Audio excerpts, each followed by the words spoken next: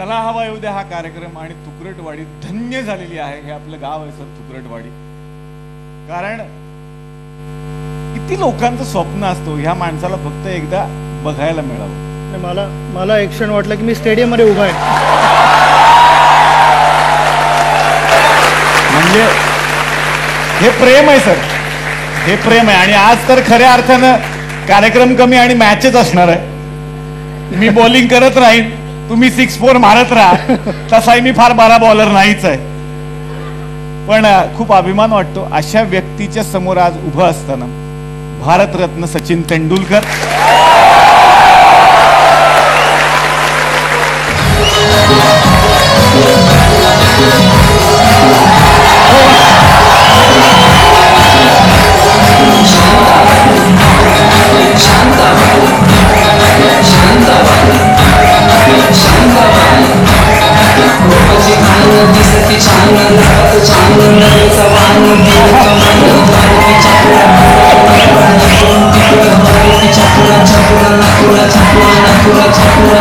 मी सांगते तुम्हाला, 12th मॅनची सवय त्यांना. अच्छा. म्हणजे हा दूध प्यायचा नाही. लहानपणी दूध नाही प्यायचा. आई सारखी ओरडायची, सचिन दूध पी नाही प्यायचा. मग वहिनी मला सांगायची. मग जिथं क्रिकेट असेल तिथं मी ग्राउंडवर 12th मॅन सारखी जायची. अच्छा. आणि ड्रिंक ब्रेक झाला की मी सचिन ही घे दूध पी मग प्यायचं असं. अच्छा, ड्रिंक ब्रेक मध्ये दूध. आणि गाण्याची फार आवड आहे त्यांना. वा वा. हो, तो गाणं गाताना मी नाचते. आणि म्युझिक सिस्टम पण आहे. म्युझिक सिस्टम घेतली घरात. मग ते ऐकतो, लय गाणी ऐकतो. मग ते ऐकताच्या सिस्टमच्या बाजूला गाडी टाकून झोपतो. हा, हे मी पण ऐकले. लहानपणी एक म्युझिक सिस्टीम होती त्यांच्या घरात आणि त्यांना ती इतकी सवय होती गाणी ऐकायची की ते म्युझिक सिस्टीम शेजारीच झोपायचे असं मी ऐकलं. म्हणजे इतकी आवड होती त्यांना म्हणून. नाही आवड नाही, ती सिस्टम चोरीला जाऊ नये म्हणून बाजूला झोपायची. क्रिकेटच्या आधी आणि क्रिकेटच्या नंतर जी ड्रेसिंग रूम असते त्यात भरपूर धमाल चालत असेल. आणि तुमची ज्या काळातले मित्र होते आत्ताचही असतील, तेव्हाची टीम तावली होती सगळी. काहीतरी किस्से आम्हाला ऐकायला आवडतील सर. अनेक मस्तीखोर लोक होते टीम मध्ये, अजूनही आहेत, ज्या करंट टीम मध्ये पण आहेत मस्तीखोर लोक. पण एक फनी गोष्ट सांगावी तर ती ऑस्ट्रेलियन टूर वरती घडली होती. मला सौरव गांगुली येऊन धरेल नक्की. उद्या मला म्हणजे हे कशाला सांगायची गरज होती. पण सौरव गेला बाथरूम मध्ये.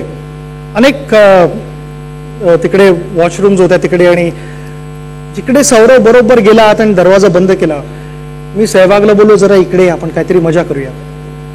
तर सहवाग मला सारखा विचार काय करायचं.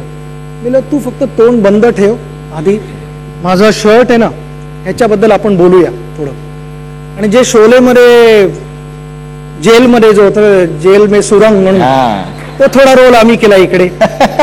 सहवाग मला विचारायला लागला की ना हा शर्ट तुझा एकदम सुपर्ब आहे, ही क्वालिटी तर आम्हाला कुठे बघायला मिळतच नाही. आणि नेमका आमचा कोइन्सिडेंटली तिघांचा कॉन्ट्रॅक्ट एकाच कंपनी बरोबर होता. तर मी बोललो की माझी अट होती त्या कंपनीला की माझ्यासाठी स्पेशल बनवून यायला पाहिजे आणि ते दुसऱ्या कोणाला देता कामा नये. मला फोन यायला लागले इंडियाहून की तू सौरवला काय सांगितलेस, तू सौरवला काय सांगितलंयस म्हणून. तो म्हणतो की मी तोच टी शर्ट घालीन जो सचिनला तू दिलेला आहेस तो.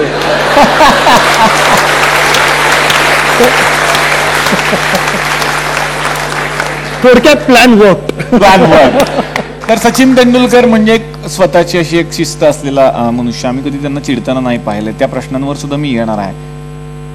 तर या व्यक्तीनं तर काही कधी अशी गोष्ट केलेलीच नसेल की पोलिसांमध्ये जावं लागेल, कोर्टाची पायरी चढावी लागेल. हो ना सर. पण इकडे कोर्ट आहे ज्याची पायरी तुम्हाला चढावी लागणार आहे आणि त्या कोर्टामध्ये बऱ्याचशा प्रश्नांची उत्तरं तुम्हाला द्यावी लागणार आहेत. बघूयात मग आज सचिन तेंडुलकर यांच्यावरती कसा मुकदमा चालणार आहे. सचिन जी आए हैं इसलिए और 2-3 पंक्तियां अर्ज करता हूं. वाह वाह. जब ग्राउंड पे आते हैं ये तो अलग होती है इनकी शान और अलग होते हैं थाट. वाह वाह. जब ग्राउंड पे आते हैं ये तो अलग होती है शान, अलग होता है थाट. बगड्यांची माळ फुले अजूनही अंबरात.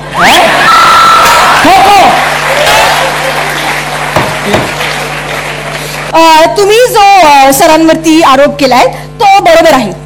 ऍक्च्युली सरांना ना फिश खूप आवडतं. He loves and specially crabs are his weakness.